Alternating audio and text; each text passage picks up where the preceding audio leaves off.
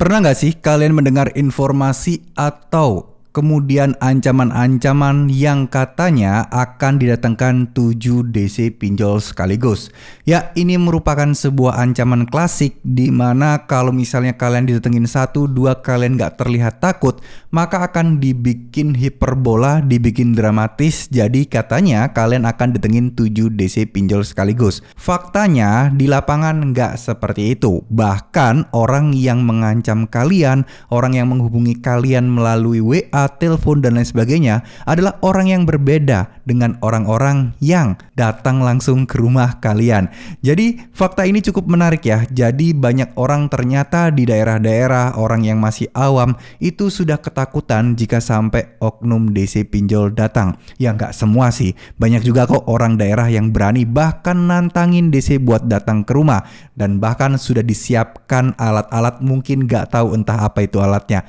Nah itu membuat DC membuat DC nggak mau dan takut banget datang ke rumah orang-orang seperti itu. Ya, pada dasarnya DC itu tugasnya hanyalah mengingatkan, bukan tentara atau pasukan tempur yang tujuannya untuk merampas harta kalian. Enggak, tapi mereka tujuannya adalah untuk mengingatkan kalian, tujuannya adalah menagih ya. Menagih dalam artian bukan mengambil uang secara fisik, tapi cuman mengingatkan agar kalian bisa bayar. Ya, itu adalah tujuan utama mereka. Namun kalau sampai katanya 7 orang dan lain sebagainya, itu beda cerita. Itu hanya gertakan aja. Paling ya 1 atau 2 orang aja yang datang. Itu pun mungkin kalau 3 orang, satunya temennya dan bukan resmi DC. Coba deh kalau memang beneran ada 3 atau 7, kalian minta sertifikatnya, kalian minta surat tugasnya, pasti yang punya cuman 1 atau 2 orang aja ya. Jadi nggak usah takut. Pahami dan juga pelajari apapun itu, pelajari tentang masalah DC,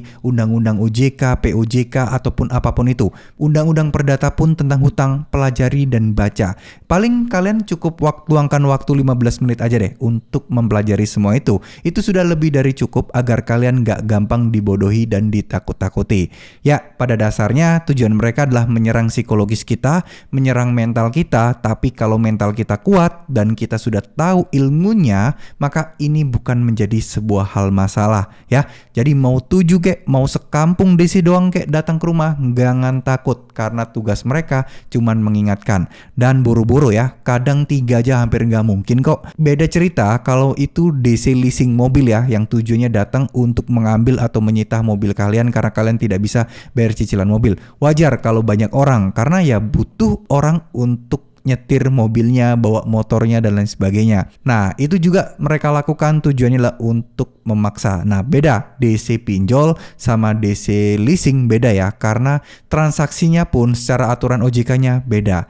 Kalau leasing itu kan transaksinya masih terjadi secara konvensional, secara offline, bukan online. Kalau pinjaman online adalah transaksi yang dilakukan melalui sistem informasi, melalui teknologi informasi, yang mana proses penagihannya pun nggak boleh dan pembayarannya pun juga nggak boleh secara offline, harus berdasarkan teknologi informasi dan sistem informasi juga ya. Semoga ini teman-teman bisa pahami dan bisa catat baik-baik. Nggak usah takut mau DC datang berapapun, please nggak usah takut. Perbanyak wawasan kalian, karena otak kalian dan wawasan kalian inilah yang akan menjaga kalian dari tipu daya dan ancaman-ancaman oknum-oknum yang tidak bertanggung jawab seperti itu. Terima kasih, mohon maaf jika ada salah-salah kata. Wassalamualaikum warahmatullahi wabarakatuh.